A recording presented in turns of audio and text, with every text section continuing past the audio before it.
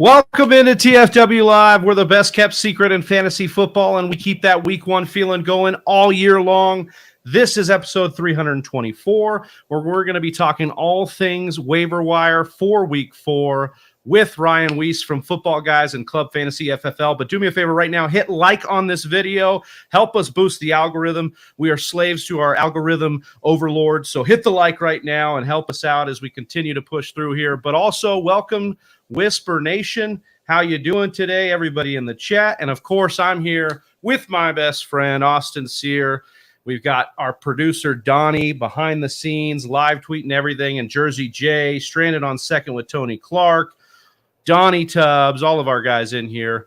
Also want to give some gratitude, Austin, to our members on YouTube who support the show through a monthly subscription. So let's shout them out really quick here. Gus Ramos, Pizza Belly, Don Caples, Bailey Ziegler, Kevin Davey, Nick, Brett Zabo, John Credit, Eric Lorenzen, Donnie Tubbs, Jersey J, and Hanimal. And if you want to join our growing list of YouTube members, click join right next to the video right now. We also got to shout out our patrons. They've supported the show throughout our existence. We're going to be continuing our giveaways. We just gave away, Austin, a signed rookie Joe Burrow card. That thing was awesome, man, and Jon Durst got that, so shout out to Jon Durst. If you want to win badass prizes like that, go to patreon.com/thefantasywhispers. Make sure you sign up today. Most of all, if you love fantasy football, you want to join a community where you know you belong, hit that subscribe button right on the YouTube channel right here. We're trying to get one more subscriber, just one more. Could be you. Let us know where you're streaming from. We'll shout you out right here on the show. But all the works aside here, it's time to introduce one of our dearest friends in the industry. Just the mustache is not in full force, but he has maybe the best mustache in the game. But other than that, he's just an amazing man. And Ryan Weisse from Footballguys and Club Fantasy FFL. Welcome back to the show, Ryan. How are you, my man? Oh, am I in here? There he is. Okay, I can't see me, so I don't know if I'm actually in here. Yeah, I'm super lazy, so there is still a mustache here. It's just accompanied by a lot of its friends right now. It's a friendly mustache. Exactly. Yeah. I wanted to look slightly less creepy as Halloween approaches. That's all. Yeah. Good luck. No, thank you guys so much for having me. Waivers are honestly one of my favorite parts of fantasy football. I really feel like you win your league on the waiver wire, and so this is a great show to be a part of, and any night I get to spend with you in Austin is a great night for me. Definitely appreciate it. I wanted to ask if you have any waiver wire pickups in your illustrious fantasy football career that really stand out, difference makers that you were ahead on or snuck out. Who comes to mind? You know, I'm in so many leagues, it's hard to remember these things anymore. But I will say I was an early Cordarrell Patterson adopter last year. So in leagues where I did not draft him and he made it to the waivers, maybe it was a shallower or smaller league. After week 1, I was not someone who was doubting the greatness that was Cordarrell Patterson. And I won 4 different championships last year. And I bet if I look back to the rosters, Cordarrell Patterson was on every single one of them. So yeah. I remember when I put in the article that I write for Club FFL to sit Patterson in week 1, I came back down bad, and you said just never doubt Cordarrell Patterson, and you'll be fine. I don't allow that blasphemy. I am Cordarrell Patterson, and I don't even know what it is. I want to give a shout out on this as well. I love praising other people for their work because other people's work puts me onto a lot of stuff. And a good friend of mine, Jeff Bell, wrote the Atlanta training camp reports for Footballguys last year, and I had the pleasure of editing them for Footballguys, and he was just beating the Cordarrell Patterson drum. So the more I looked into it, so it's not like I was a Cordarrell Patterson guy back when he played for every other team, but with this in Atlanta, I'm like, the fit's right, the player's right, it's going to be right. And my argument this year was they're going to need to throw to him more, and I've been wrong. They haven't, but my goodness, they're just using him as a bell cow back now at 33 years old. So yeah, and he just keeps killing it, man. He keeps making people look bad, but making you look good. Ryan, I wanted to ask you before we get started here in some of the waiver stuff, who's your biggest buy low right now? Who's a guy you're just looking to buy low on in the industry right now? This is a fun one because he might not be the biggest buy low, but I'm seeing these weird trade offers out right now. And it's a name you're not going to expect me to say right now. Jonathan Taylor is far too affordable as it stands. I think people are scared off by a Colts team that is just trying to figure themselves out on offense and defense, but eventually they're going to do it. Matt Ryan isn't good. I've never been a big Matt Ryan guy, but that offense is going to get it together. This is the whole lack of preseason, lack of preparation. it's going to gel, and you can't deny the talent of Jonathan Taylor. So I saw a trade today, some Facebook group or whatever I was a part of, but where the guy was willing to accept, it was like a quarterback downgrade. He was sending Joe Burrow and Jonathan Taylor to get something like another running back and a quarterback. And I'm like, it's an absolutely insane trade. You're losing both parts of that trade. And he's like, Tua on my bench. I'm like, it doesn't matter. You're losing. You're giving up Jonathan Taylor. Come on now. And so you got to look at, like, a lot of people will scoff. And I mean, I just did at these Facebook groups, but I use these Facebook groups to my advantage a little bit, because you see the players that people are willing to trade. And so those are the players that you go out and attack. Is if I know people are willing to send Dalvin Cook because he's hurt right now, DeAndre Swift because he's hurt right now, and Jonathan Taylor because he's had 2 down weeks, if people are willing to ship those guys, I'm going to buy them all day long, because weeks 1 through 5 are luxury. The 10 weeks after that are when you need to win, and that's when Jonathan Taylor is going to pop. Well said. Well said there. Okay, as a reminder, we're going to be working through the top waiver ads this week, and we know you have all sorts of questions, and they're already coming in hot in the chat. We love your questions. But in order to not only respect Ryan's time, also cover all the top waivers, we're going to be saving those for the end, the closing segment of the show. With that being said, if you absolutely need something answered right now, you're short on time, hit us with that super chat. We'll not only get you that whisper woo, but you'll skip the line. You get that question addressed immediately. And so that is what you can do to get ahead here. But without further ado, let's dive into week 4 here. And we'll talk first, obviously, about the running backs. Obviously. That's where everybody's RB thirsty. You know what I mean? It's so thirsty Tuesday. So the number 1 added running back right now is Khalil Herbert, right at that 50% rostership mark. Obviously had the big game with Dave Montgomery going down. Huge.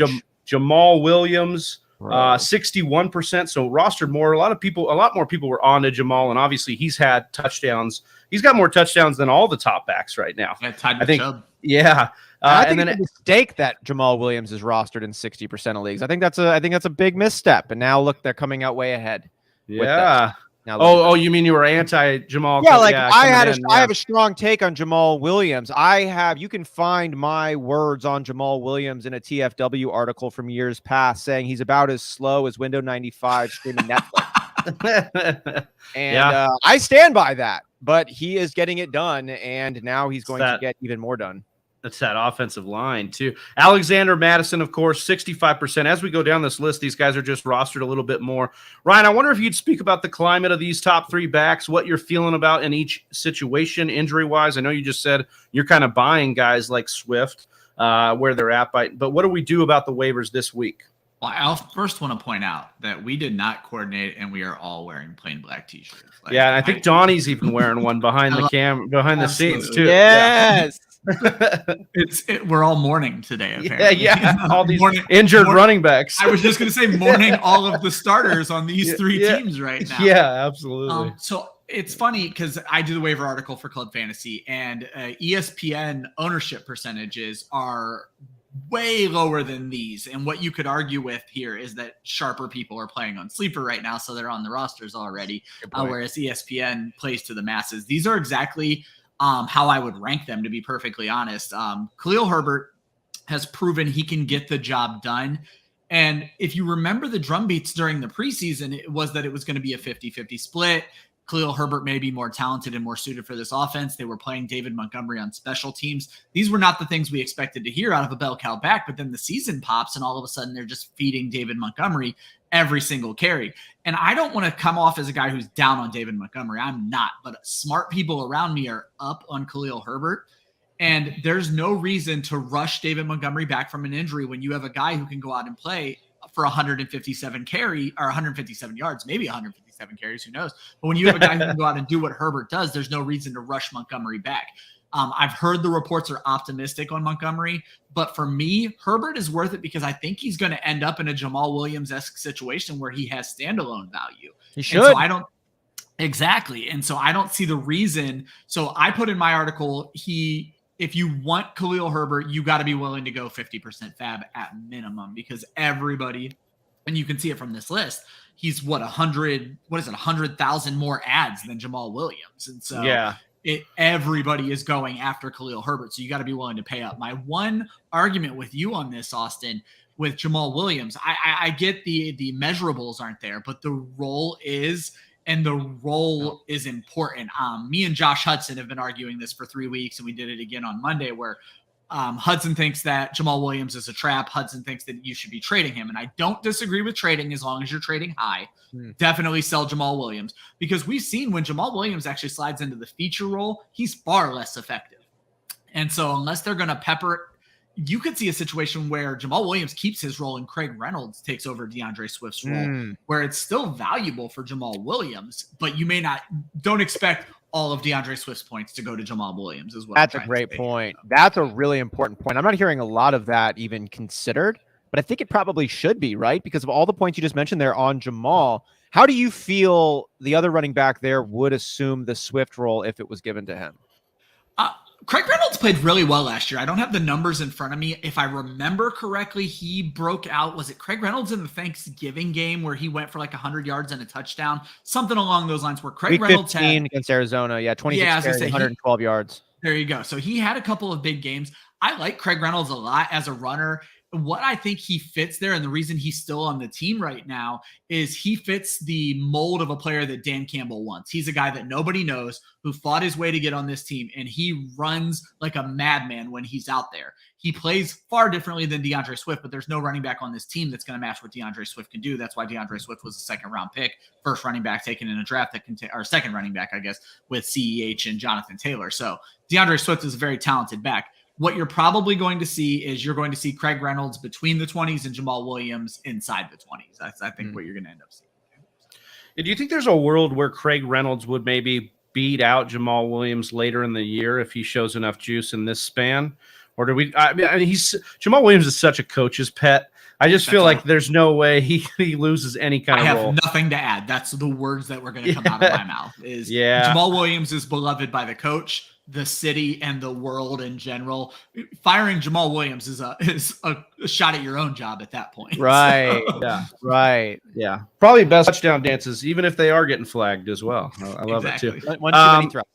So we'll move on here unless anybody's got anything else. I do want to make one note on the Khalil Herbert thing. We did talk about this before, but I have just inching, this suspicion that this coaching staff, obviously this regime did not draft Montgomery or Herbert for that matter, but they have every right to just say, you know what, we like Herbert more, especially if they keep getting wins while, Montgomery's out and Herbert's there. Now, obviously, Montgomery's a fine running back in his own right, but Herbert, as you said, Ryan, a lot of people talking him up as far as his metrics and measurables. So something to keep an eye on. Yeah. So I wanted to address that point a little bit because it makes a lot of sense. And I was really expecting to see Khalil Herbert get more action in week 2 after he had a better efficiency, a better opportunity than David Montgomery in week 1. Right. Week 2, though, Khalil Herbert is the number 2 running back, and it's not even close. And David Montgomery, as Ryan put, is good. Now, I think it should be a 50-50, but that week 2 deployment really kind of has me scratching my head. So I'm curious to see what's going to happen when they're both healthy, they're both available. They should definitely have more of a split backfield, but they didn't have one in week 2. So I'm just wondering what we're actually going to see when that does happen. And God knows they don't throw the ball. So we're looking at a team that's going to run it. Literally 12 times a game. Yeah, it's not looking good there. All right, so we'll move on to guys we'd be willing to drop here. And, Ryan, I'll kick it over to you here. But Daryl Williams, Daryl Henderson, a couple of Daryls there, and Raheem Mostert are the most dropped running backs right now on Sleeper. They are trending down. Anything, any qualms with dropping these guys for some of the top 3 we talked about just now?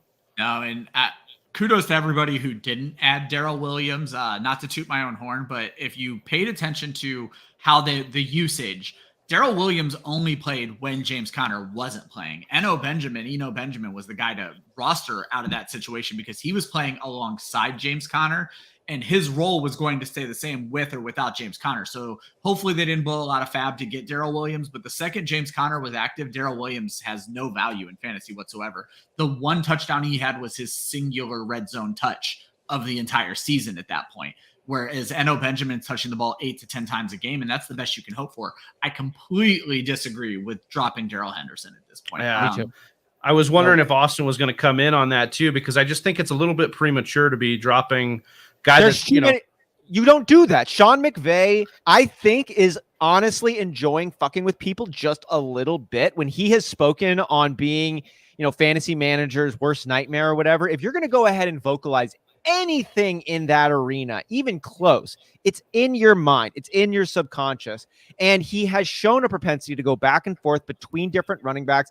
Darrell Henderson has pop. Cam Akers has question marks. We've already seen him go back and forth, even in a world where those question marks are alleviated. It's a 2022 NFL season. You usually have multiple backfields going, multiple running backs in that backfield. It should be a good offense that likes to run the ball more. And Darrell Henderson might be the better running back of the two here. And he's gotten more touches than Cam Akers here. I'm shocked to see him being the number 2 most dropped running back. I think that's a mistake. It might end up being the right call down the road, but doing it at this juncture is a mistake. And you hit the nail. They're playing the same amount of snaps even in week 3 when Cam Akers finally popped. I'm notoriously against the Achilles injury, and James Robinson's making me look like a straight fool this season. I'm absolutely fine with that. All praise be to James Robinson. I'm out buying him in every league right now because I trust James Robinson. Still don't trust Cam Akers. I feel like he was rushed back last year. He didn't look great after being rushed back last year. And then even when you look at his numbers this year, he's still not hitting 4 yards per carry. And obviously week 3 was a better week for him and he found the end zone. But Henderson, I like him. He fumbled late too. Yeah. So that's something to think about. Yeah. Like, talk about buy lows. I like Henderson as a buy low. That's actually a great point. And you know what? Henderson's another one of my success stories. I did well in Scott Fish right after Cam Akers' injury because Henderson was a guy that I went out and got right away. And so there's a lot of things with that. But the late fumble was the last thing I was going to bring up. Akers fumbled twice last year after the injury. And I'm wondering if this is a psychological thing since coming back from this injury. Is he more worried about his feet than he is his arms, things along those lines? I feel like there's a laundry list of things you could talk about for Cam Akers psychologically right now. I mean, obviously, so I think the missed blocks that we've seen, his coach putting him in and out of the doghouse, there's a lot going on there. But I agree with both of you here that, I would be keeping on to Darrell Henderson. What about like the poor man's version of Darrell Henderson with Raheem Mostert here? Ryan, we've got a situation in Miami where they're not running a ton. And they're trading off this usage between Edmonds and Raheem Mostert. Edmonds, obviously, big game last week on 2 touchdowns. What do you have, like 6 carries? So, I mean, where's your gauge on Raheem Mostert? Obviously, I think we're dropping him for those other 3 guys. But I was never a roster Mostert guy to begin with. Mostert's another one. You compared him to Darrell Henderson. I'll compare him to Cam Akers that I'm just waiting for him to get hurt again. But no, I mean, and I hope he stays healthy, but on a team that's not running the ball, at least with the Rams, they're running the ball, but on a team that's barely running the football, having a 50-50 split that isn't a true 50-50 split, it's a you get half this game, you get half the next game. Sometimes he's going to play all the snaps. Sometimes you're going to play all the snaps. You can't deal with that unpredictability in fantasy football unless you are Mike McDaniel and you know exactly who's going to play that week. Those are the only people. Raheem Mostert should be on one roster, and that's Mike McDaniel's roster because he knows when he's going to play him. So he's like, we don't have this term really, Travi. Our league of record is a standard league, so running backs are always gobbled up to a ridiculous degree. We talk about streaming wide receivers. I think that Raheem Mostert's like a streaming running back for you. Yeah. A guy who plays on a pretty high volume offense, who's going to be a coin toss in terms of snap percentage, who's got some breakaway playmaking abilities, but he's not going to be the main vein. He's going to have something funky go down to make his day. He's like a streaming running back. He's a desperate flex for me. Yeah, and I think in his instance, I'd want to be seeing more weeks out of him, like more weeks out of this system to see if we can target certain matchups, because right now they've kind of traded off even goal line or red zone looks between the two, so hard to really nail down who it's going to be. Still figuring out Miami. Miami looks good and awesome, but exactly what they are, where they lean, I don't totally know what that is yet, but I'm really excited to find out. Absolutely.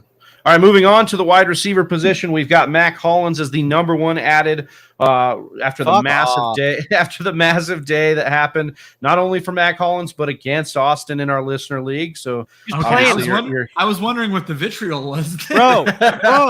He was rostered in less than 3% of leagues. He was started by Smitty Satou against me, dropped over 30 points. Wow. Go to bed. Yeah, I believe he leads the Raiders in receiving yards right now. Romeo Doubs had a great game, catching all 8 of his targets against the Buccaneers and a touchdown. And then Zay Jones also had a nice game with those Jaguars blowing out the Chargers here, and he's rostered in just 15%. So not like the running backs. We got guys that are low rostered here. What are you looking at here? Maybe what's your biggest takeaway here, Ryan, of this group of wide receivers?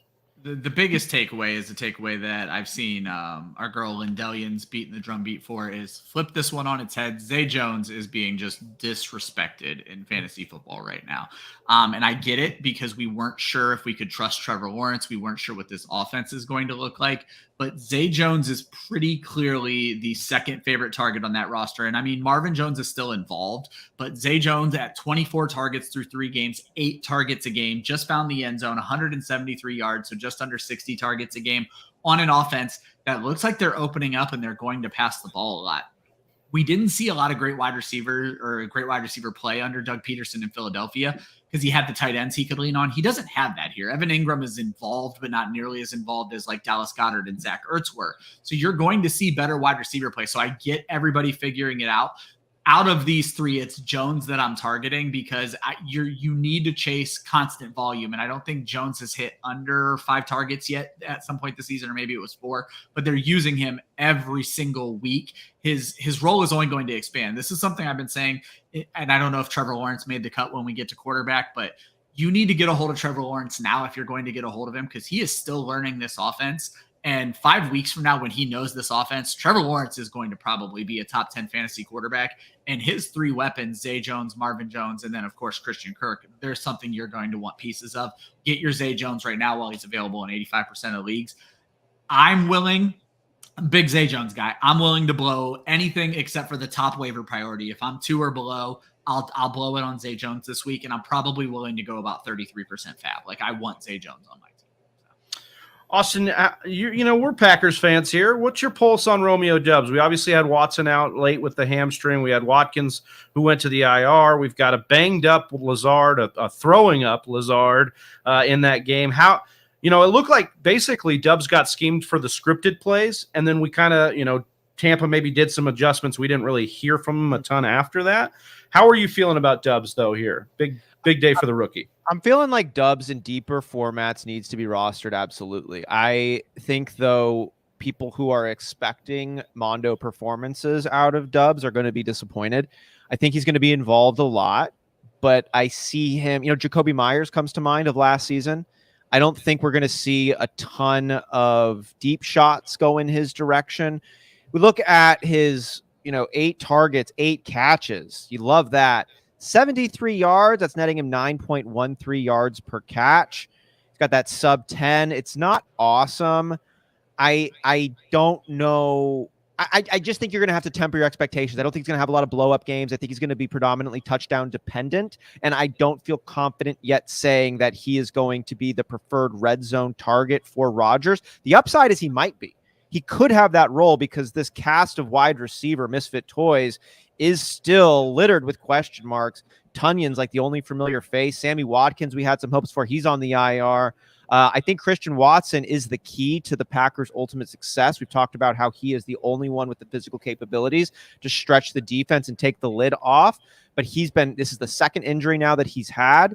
It's not great for continuity, and that is important for Rodgers. And Doubs looks to have the early track on the continuity train, even ahead of Randall Cobb, who we expected to kind of have this Romeo Doubs role, if you will, but in a game where they didn't have a lot of wide receivers, Doubs was rocking a 89% snap percentage with those 8 targets, 8 catches. Cobb, on the other hand, just 40% snap percentage, only 2 targets, caught them both, 57 yards, but you almost expect the Doubs and the Cobb role to be flipped. So it looks like Doubs is kind of like the new Cobb in terms of what we expect at the top of the season.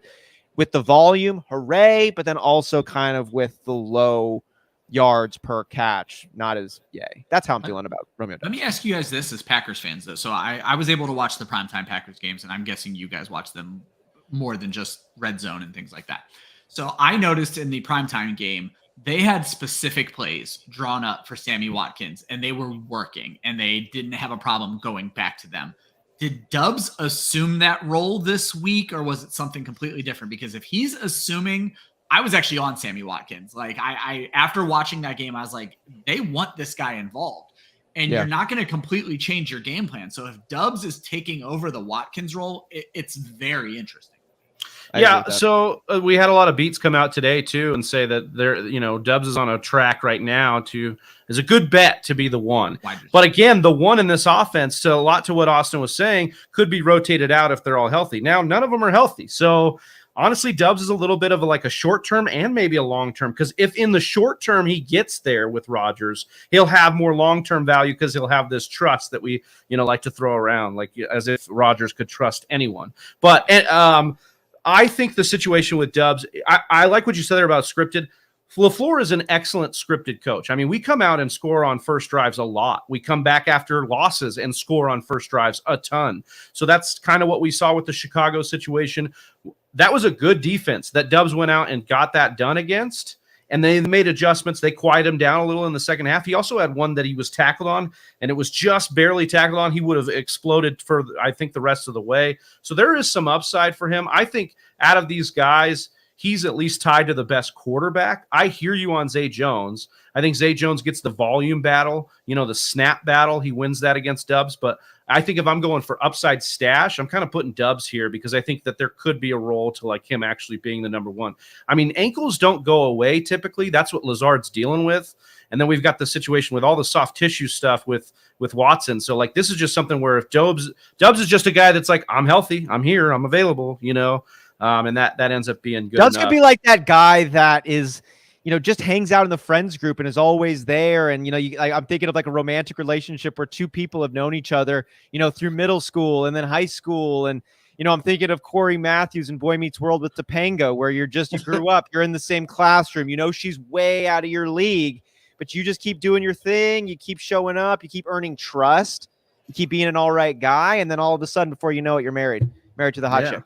I was going to say, is my roster Topanga in this situation? Aaron Rodgers is Topanga. Oh, yeah. Romeo Doubs is Corey Matthews. Yeah, exactly.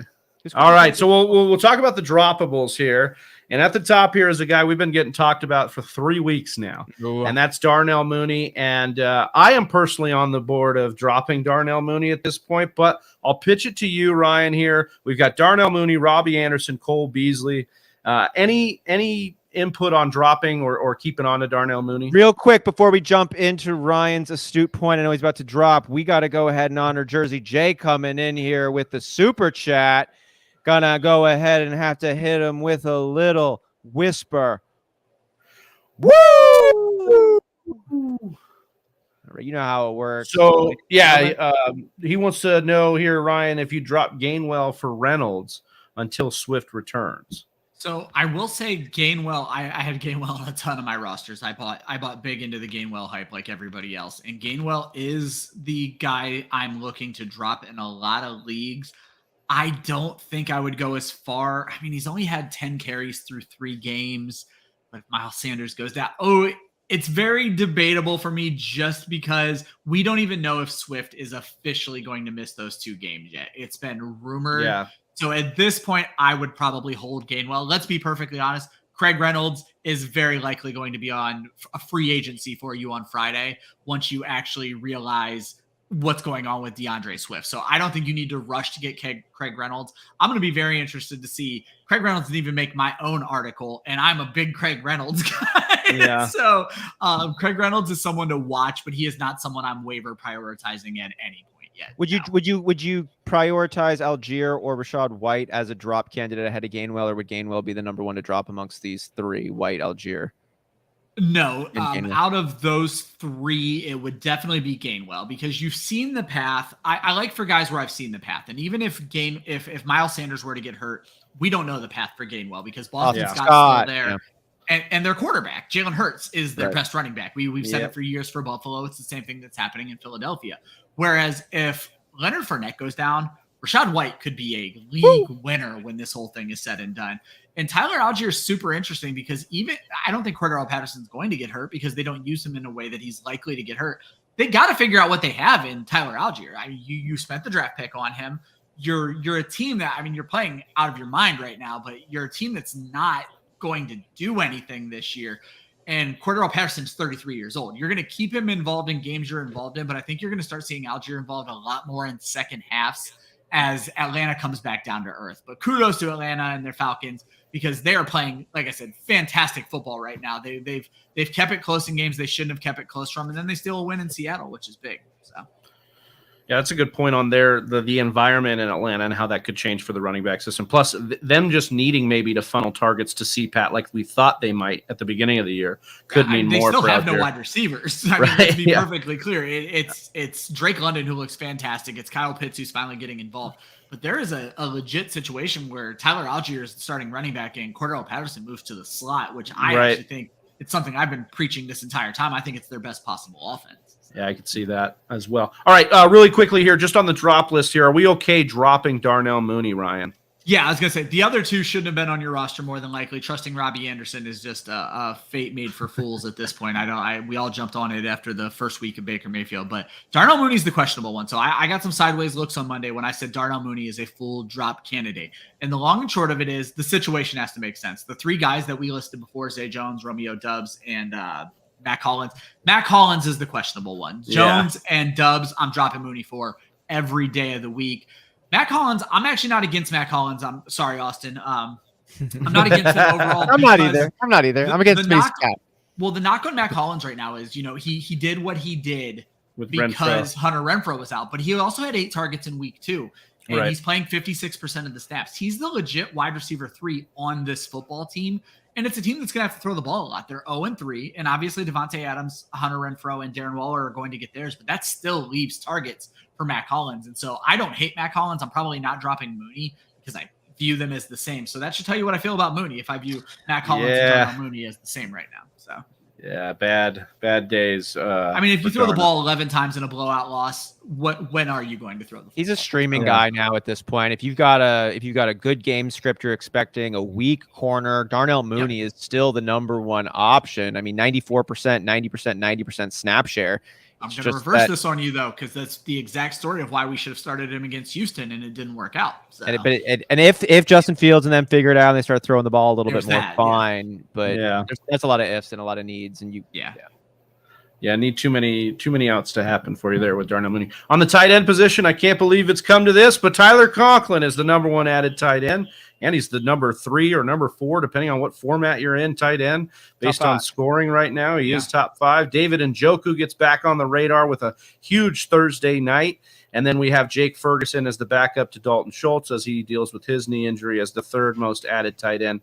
Ferguson, I'm wondering if we're seeing some of the numbers from Monday night as people had to pivot from Schultz.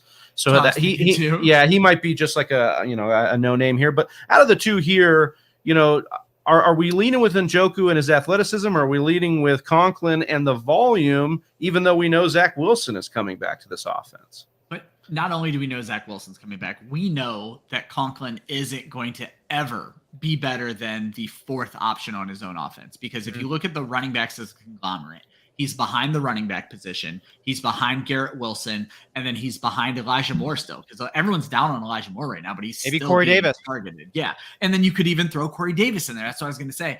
And then there's the fact that CJ Uzomah, who they paid an equal amount of money to, isn't playing a lot right now. You mentioned too many question marks around Darnell Mooney, too many ifs. It's the same thing for me with Tyler Conklin. And I get he is the tight end 3 and you don't want to leave him on waivers. You probably do. I don't see it becoming a weekly thing, especially when we don't know what's going on with Zach Wilson.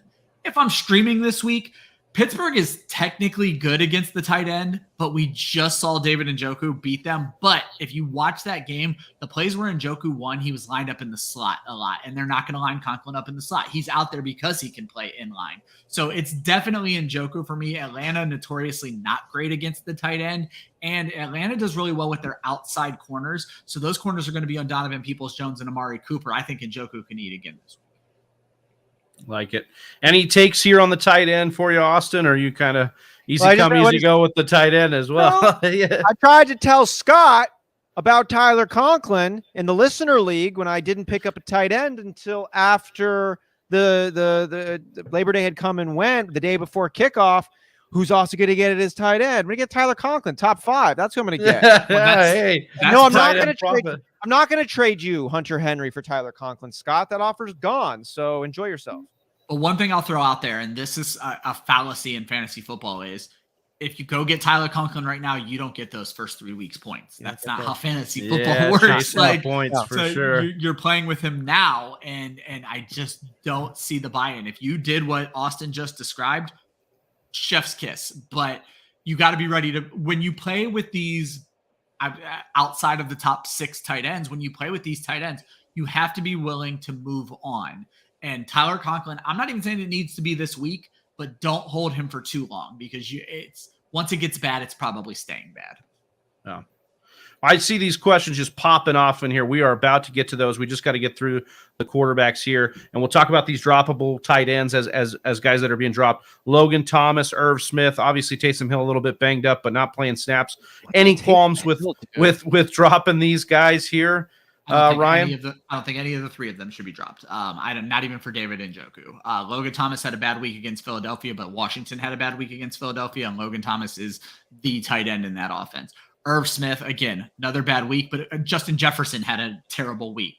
They're scheming to stop the guys who played well the week before, and I fell victim to it. I had Irv Smith as my stream of the week tight end, but I was playing for we talked about it. Yeah. But I was playing for last week's points, and that's something I need to consider a little bit better. Is just because they did great last week doesn't mean they're going to be good this week, and in fact, it could be a detriment because teams are like, oh, they're using Irv Smith now, I need to stop him. Taysom Hill, I mean, I wouldn't have Taysom Hill on a single roster of mine to begin with, so I would happily drop Taysom Hill for any of the guys outside of Jake Ferguson, because that's not a good play either. But Taysom Hill is still a cheat code at tight end right now because he is not playing tight end. Let's be perfectly clear. Now we have the Jarvis Landry and Michael Thomas injuries. Both have toes. We could see something. Obviously, Taysom Hill has to get back. Yeah, Jameis Winston's injury with the back fractures. I mean, there are routes for Taysom Hill to get more involved. And I know the snaps haven't been great. He's got the injury. He was inactive last week. But I like that he is that cheat code and that you could stash him. But you got to have deeper benches, I feel like. You can't be waiting around, especially in the onesie situations. But tight end premium, stuff like that, extra benches are good there.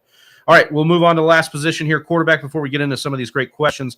Trevor Lawrence, the number 1 added quarterback on Sleeper after his great day against the Chargers in that blowout in LA. He's 51%, so he just barely made the cut for the thread today. But Jared Goff also on here, 46% rostered. Hasn't really popped yet. We keep saying he's a good start, but he's kind of been middling. He's definitely good in Superflex for you in that situation. And then we've got Geno Smith at 16% as the 3rd most added quarterback here. Also, I'll let you start here. You talk about Jared Goff there. Who of this bunch is really getting you the most excited? Well, I brought up Jared Goff because I just got to put a little respect on the name there. Week 2, 34 attempts, 4 touchdown passes, 34 points in 6-point touchdown leagues. Then matches that performance with a 16.8 fantasy points performance. So Jared Goff to me seems like a really safe option for you to get like 15 to 22 points. Feeling better when Amon-Ra St. Brown is feeling better, and he's a little bit banged up. I think that contributed to a little bit of the down week. So I think Goff is like a really nice streaming quarterback for you. Trevor Lawrence has got some appeal. I'm definitely interested in, if you're in a quarterback needy spot, there's a lot of great check marks there for Trevor Lawrence. You got the former number 1 overall pick, highest prospect at the quarterbacking position since probably like Andrew Luck. We got Doug Peterson, a Super Bowl winning coach who's coming on board. We got the Urban Meyer mulligan season last year. Christian Kirk, I don't know if he's earning that full salary that he got this season, but he looks really nice. Zay Jones comments above.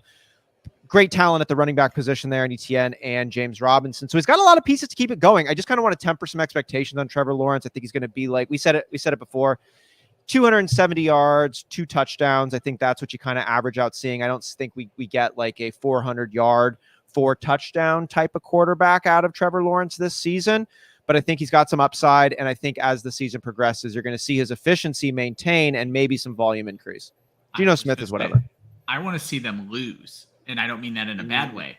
Trevor Lawrence hasn't had to throw the football yet. They've been out here just winning football games, and I don't think any of us think Jacksonville is a true 3-0 undefeated push type team. So once they come back down to earth, I think we do see that volume go up. And again, I think he's going to get better as he learns Doug Peterson's offense. And I agree with everything else you said.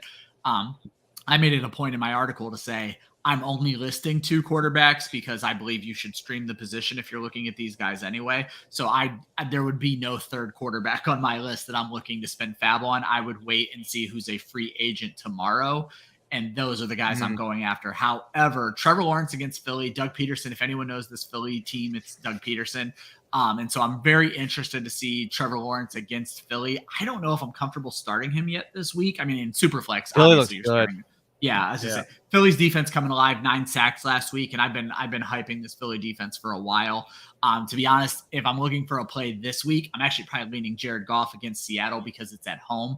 I hate picking quarterbacks in Seattle, but with Jared Goff at home against Seattle, I think he's going to be a nice play. Oh, that's nice. So, Yeah, that should be a good one, especially Mariota even got home last week against Seattle in Seattle. And I like what you said there about being in Detroit there. But I like how you said you should be streaming quarterbacks. If you're talking about these guys, let's talk about guys that are being dropped right here because these were streamable guys that we were looking at, right? And then we've got the big name at the bottom. So Carson Wentz was a streamer. He's being dropped like a bad habit after that bad performance against Philly. Joe Flacco, obviously Zach Wilson coming back. Jimmy G, in a defensive struggle on Sunday night. Probably not a guy we were really loving in that matchup anyways. And then, of course, Justin Fields, who, throws it about 3 times a game. So what are we looking at with the guys we're dropping here, Ryan? And then about, what do you look compared to the guys that we just talked about that are being added? Yeah, I will say, and I'm knocking Geno Smith out of that list. I would drop any of these guys for Goff or Lawrence, and it's not a problem for me. And honestly, I'm good with dropping any of the bottom 3. Carson Wentz was going to lose last week. It was going to happen. It was not a Carson Wentz revenge game. It was a Philadelphia revenge game. And so Philly was always going to punish Wentz. Philly had the right team to attack Washington. Washington has its own issues on defense and put them in bad spots. Carson Wentz was never going to succeed last week. Now, Dallas has an equally good defense when it comes to turnovers, but they'll also give up yardage. And, we saw them play very well against Daniel Jones, but this Washington offense versus the New York Giants offense, 2 very different monsters. There are actual weapons to throw to for Washington. So I think we see Wentz get back on track this week with 250 and 2 touchdowns. He's going to be a great streaming option. He could end up being my stream of the week. I'll start digging into that tomorrow. Everybody else deserves to be dropped, including Fields. The rushing upside is there, but when are you ever going to trust him? We can always play the what if game, but if you're never going to have the balls to put him in your lineup, he doesn't belong on your roster. So I've had the balls to put him in my lineup. Wish didn't. Then somebody kicked you in the balls. I was just going to say, and then the balls got punted.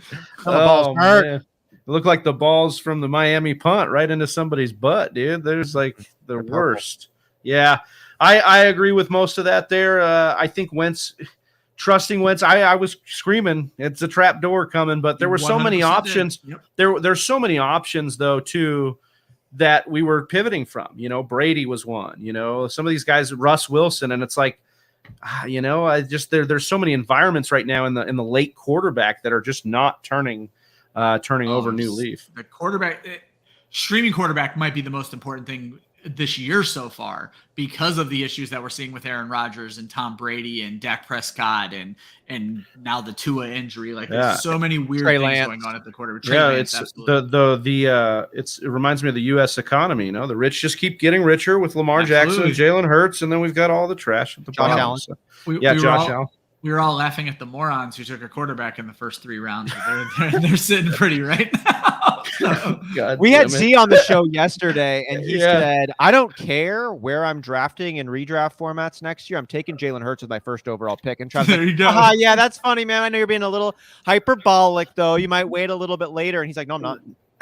Yeah, dude. 3 weeks have him on tilt because I think he just played him as well. So that definitely hurt him there. All right, so we've got – what was that? I was just saying, I'm in a league where we did, just for fun in the Club Fantasy group, it's all flex positions and 1 super flex. So you technically don't have to start a quarterback. Well, because I included 1 super flex, it messed the ADP up just completely. Well, Josh Allen went 2nd overall, and we kept reminding, it was Kelly in Phoenix, our girl Kelly Singh. You're like, you don't have to take a quarterback this early. And I was like, I can fix it if you want. She's like, no, I want to take Josh Allen. So she took him 2nd overall. she is, I think, undefeated in that league Yep. and smiling about it. So yeah, makes a ton of sense. If they're good, they're good, man, and that's where we're at with it.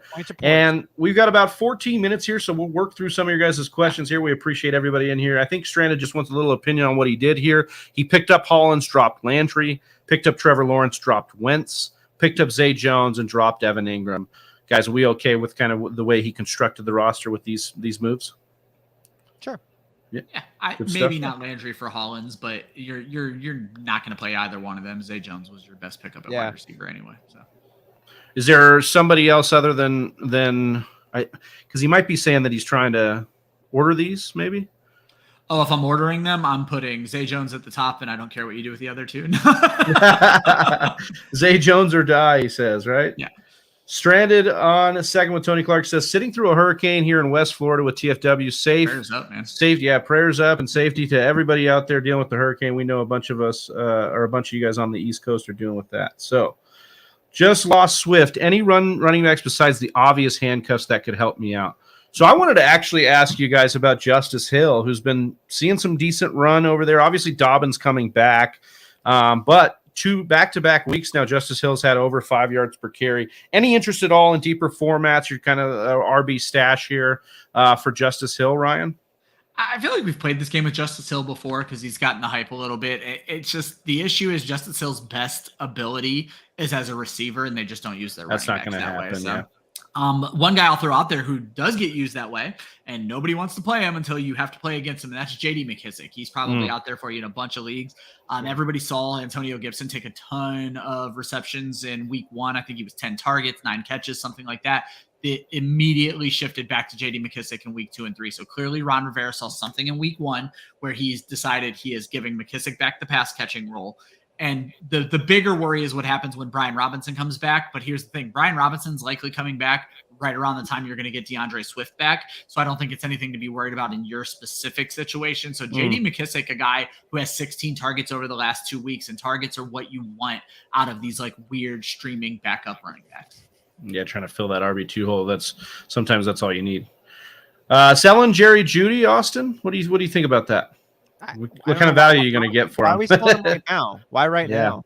If you want to sell him, wait till he pops and he's got the playability to have a big pop. I think we all think that it's going to get better. It's going to be tough to get worse for Russell Wilson and the Broncos. Jeudy is super talented. He plays like all the snaps. He's a little bit banged up. You're selling him at his lowest point right now. Don't do that. You can help it. 2 catches for 17 yards isn't the price tag you want when you're selling Jerry Jeudy. No. Stephen Joe comes in here. What's up, fellas? He says Cooks and Javonte Williams for Lamb and Henderson. Who wins this trade, Rye? Ooh, I'm a big Javonte Williams guy, so even though I do like Hendo, I'm going to lean on the elite running back here. Cooks is at least getting the targets. I understand it's frustrating being a Brandon Cooks manager right now, but the targets are there. They're just hitting, I think, less than 50% of the catches right now. So that's your biggest worry with Cooks. Obviously, CeeDee Lamb looks great, but I'm going to hang on to my running back. Give me Javonte Williams. Austin, should I start Cortland Sutton over Michael Carter or Jamal Williams this week? This is from Karsten Delk.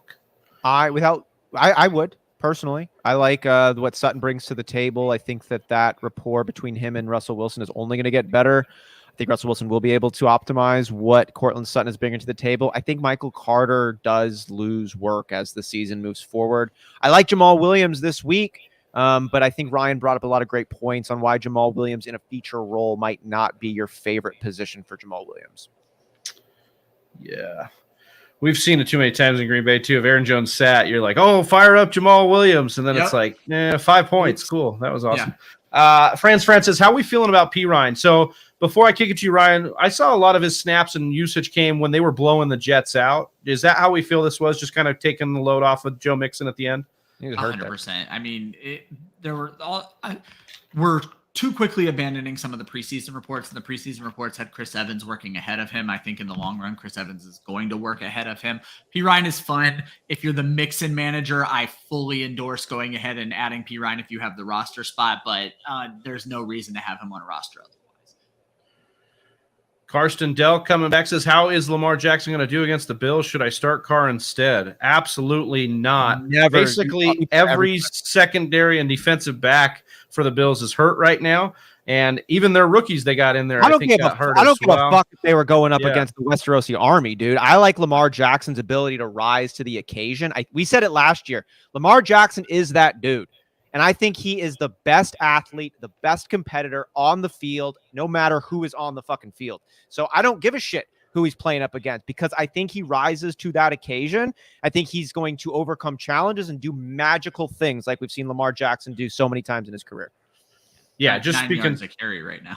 Just speaking to the ceiling he has. That's all. All right, keep the questions coming. They will answer in the second half of the stream, says Donnie, as we're trying to do right now. Appreciate you guys. Let's see. I traded Cordarrell and Renfro for Lenny. Was this a good move, Ryan? This is your guy, Cordarrell. You're breaking my heart is what you're doing. You're trading away two of my favorite players for one of my least favorite. I will say I had to go back and re-examine what I thought I knew about Leonard Fournette, and he did move up my rankings. But in this situation, unless this is, if it's full PPR, I don't think you made the right move. If it's half PPR or less, I think you probably did make the right move. Jersey J coming in, and he's a fanboy of Cordarrell as well, says, no, don't do it. Mike Falzerano says, trade Kelsey and Josh Jacobs for Waller and Kamara. I'm not trading Travis Kelsey. Yeah, I would keep Travis Kelsey, especially in any kind of PPR situation. This is not what you need. Not liking that. So, Jersey J, playing Higbee this week or streaming Njoku? I haven't dug that deep yet. Who are the Rams playing this week? Rams play the Niners on Monday night.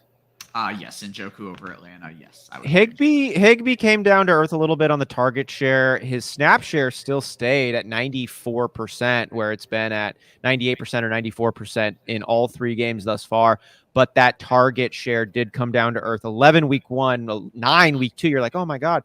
4 last week, caught all 4 of them, 61 yards. I think Tyler Higbee looks like a nice lower down tight end that you've now got. But Njoku could be a bit of a vein on this offense. I think they're starting to figure out what he is for them, because in week 1, I think Donovan Peoples-Jones had 11 targets, and he did next to nothing with them. I think they're seeing that the way they're going to win is using David Njoku as their wide receiver too. And if that's going to continue, that's precisely what you want. But far more importantly, I chase, like points allowed, and the 49ers have allowed the fewest points to the tight end position. I like what you said there, and Austin, I wonder if you'll agree with this as well. What we've kind of seen out of Cleveland is week 1 got weird. Donovan Peoples-Jones, obviously Kareem Hunt with the 2 touchdowns.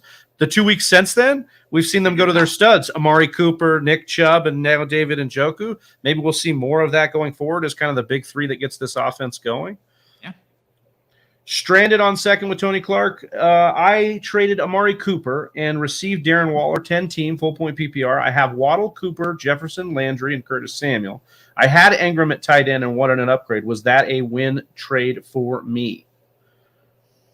I like this deal because you have the wide receiver depth to kind of do this, and then you definitely upgraded and got a tight end in Waller here. So. I mean, I think Waller's still got top 5 in his upside, so at the position. I don't hate it. If you want to do it, do it. So, yeah, I'm good. I like Amari Cooper, but I like to trade. So. Yeah. Me too. Gavin Wersch, I have Stafford, Amon-Ra. Oh, I want to say the last thing. When you're in 10 team too, you want to play hero ball, so you want the positional advantage a little bit more. Yep. So I think that's why I'm kind of even more okay with that deal. Gavin Wersch says, I have Stafford, Amon-Ra, Keenan Allen, Eckler, Jeff Wilson, Kelsey, and Allen Robinson. I'm 0-3. Please help. Austin, sorry. Would you just saying sorry here? Do you have any ideas here?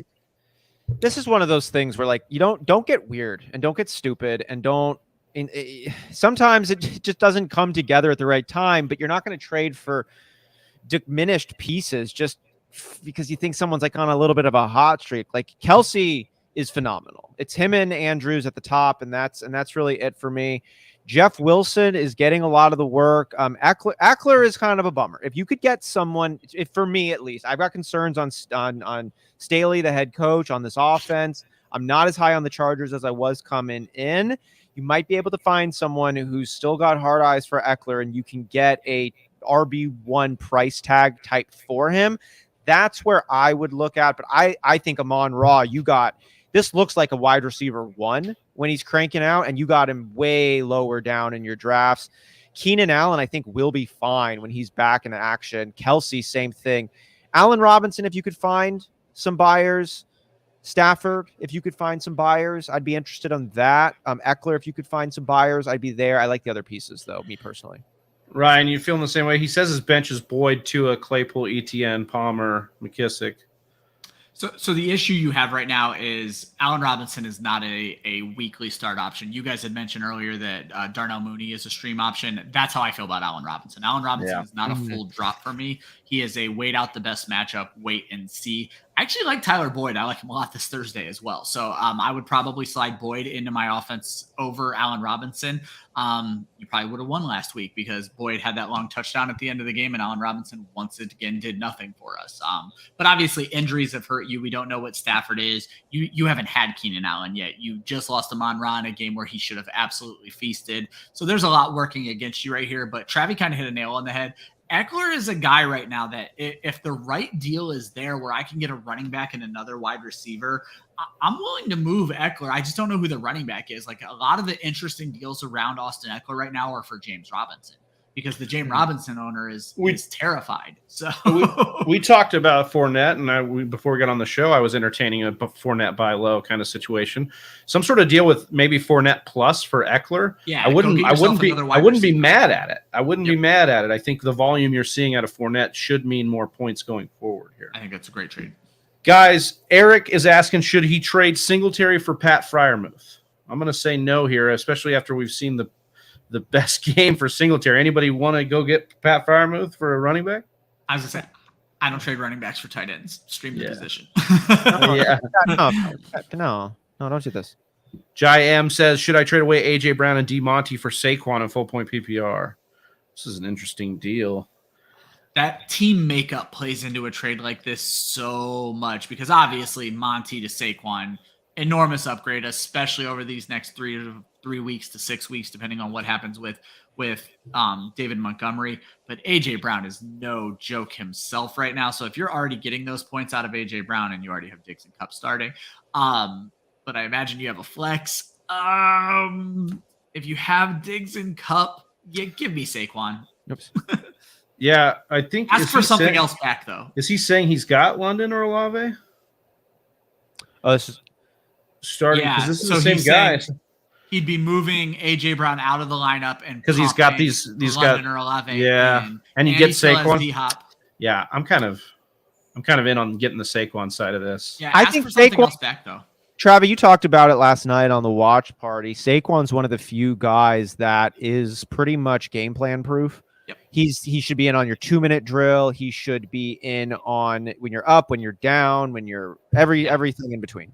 Yeah, and like Shepard was starting to come on, and he's dead now too. So like literally everybody they have keeps failing them or dying. Not like A.J. Brown, but he's not the vein. Jalen Hurts is the. Well, Devonta Smith coming on, Goddard really coming on. Jalen Hurts could steal a touchdown. I mean, there's just so many outs. I say I like it. Yeah, your depth at running back makes that a trade that can happen. So, thoughts on Chris Olave? He's good. The air yards have turned into 30% or more target share in back-to-back weeks. We love it. I don't want to pour water on Chris Olave though, but I'm just worried about what happens if Andy Dalton comes in. That's all I'm going to say. Oh, yeah, I would agree with that as well. Not awesome. Should I trade Curtis Samuel for Pitts for our last question here?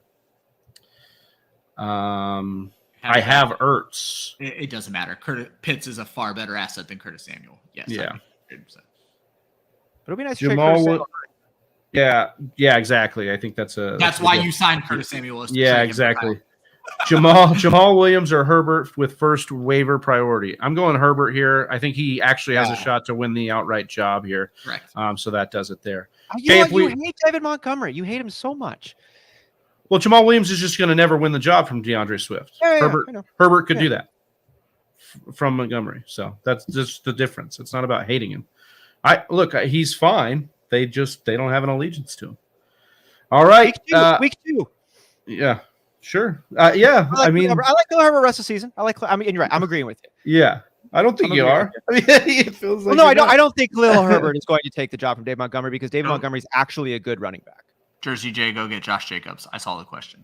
Yes, I would trade DK for Jacobs.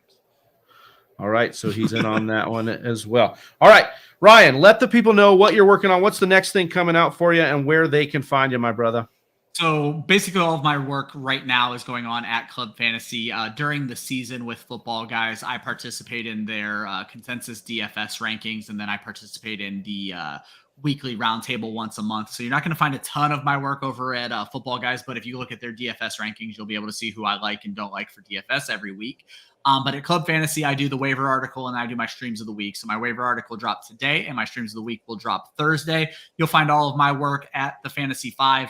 And I always tell folks, while I don't write a ton, I take in a ton of other people's work. So I do a lot of retweeting, and it's all work that I've typically read myself, and I am endorsing their work when I retweeted it, which is why you'll always see a bunch of the Fantasy Whisperer stuff there too. So Thank you. You can follow me at the Fantasy 5. You can find all of my work at Club Fantasy FFL, but I will always say on any stream, it doesn't matter if you follow me. It doesn't matter if you follow Club Fantasy. I would ask you all to follow Women of _Fantasy Football. It is a program we put together with our great friend Faith Enos over at Club Fantasy, where she does a lot to promote and highlight the women in this fantasy football industry. We do raffles, things along those lines. So I don't care if you follow me. I don't care if you follow Club Fantasy, but you do yourselves a favor and follow Women of _FF for Women of Fantasy Football.